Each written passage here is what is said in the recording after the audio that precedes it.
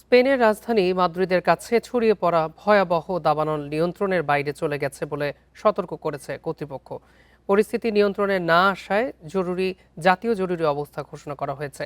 এদিকে ফ্রান্সের দক্ষিণ পশ্চিমাঞ্চলেও ভয়াবহ দাবানলে 1,10,000-এর বেশি মানুষকে সরিয়ে নেওয়া হয়েছে। ফ্রান্স ও স্পেনের দাবানল নিয়ন্ত্রণে সহায়তা পাঠাচ্ছে ইইউ। ইউরোপে চলমান তীব্র তাপপ্রবাহ, দীর্ঘস্থায়ী খরা এবং প্রবল বাতাসে দাবানল দ্রুত ছড়িয়ে পড়ার অনুকূল পরিবেশ তৈরি করেছে। চলতি বছরে ইউরোপে যে পরিমাণ বনভূমি দাবানলে পুড়ে গেছে তা গত 2 দশকের গড়ের তুলনায় বেশি।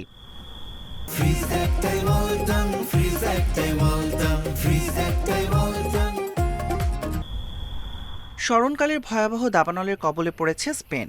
রাজধানী মাদ্রিদের কাছে ছড়িয়ে পড়া ভয়াবহ দাবানল নিয়ন্ত্রণের বাইরে চলে গেছে বলে সতর্ক করেছে কর্তৃপক্ষ।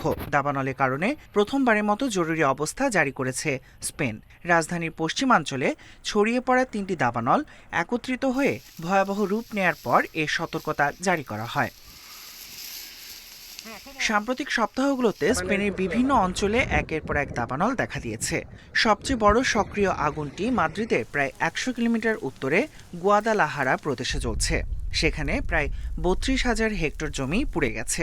এ অবস্থায় মাদ্রিদের আশেপাশের এলাকা থেকে নিরাপদ স্থানে সরিয়ে নেওয়া হয়েছে কয়েক হাজার মানুষকে।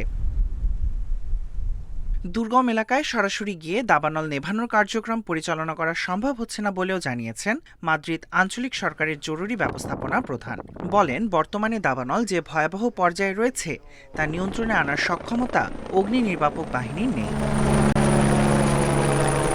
এদিকে ফ্রান্সের দক্ষিণ পশ্চিমাঞ্চলেও ভয়াবহ দাবানলে লক্ষাধিক মানুষকে সরিয়ে নেওয়া হয়েছে। 19,000 হেক্টরের বেশি বনভূমি পুড়ে গেছে এবং 80টি বাড়ি ধ্বংস হয়েছে।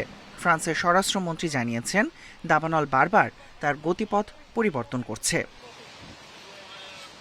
দাবানল মোকাবিলায় 50 জন ফায়ার সার্ভিস কর্মী আহত হয়েছে বলেও জানানো হয়েছে। এই পরিস্থিতিকে অত্যন্ত উদ্বেগজনক বলে মন্তব্য করেছেন ফরাসি প্রেসিডেন্ট ইমানুয়েল ম্যাখো। প্রায় 22,000 হেক্টর এলাকায় ছড়িয়ে পড়া আগুন নিয়ন্ত্রণে সেনা মোতায়েনের পরিকল্পনা করছে ফরাসি সরকার। চলতি বছরের মে মাস থেকে ইউরোপের বিভিন্ন অঞ্চলে অন্তত 2টি তীব্র তাপপ্রবাহ বয়ে গেছে। জলবায়ু পরিবর্তনের কারণে ইউরোপ জুড়ে দাবানলের ঝুঁকি বেড়েছে বলে সতর্ক করেছে ইউরোপীয় পরিবেশ সংস্থা। এর ফলে ইউরোপের দক্ষিণাঞ্চলে বড় ধরনের বিপদের আশঙ্কা তাদের। Tahmid Abrar, independent news.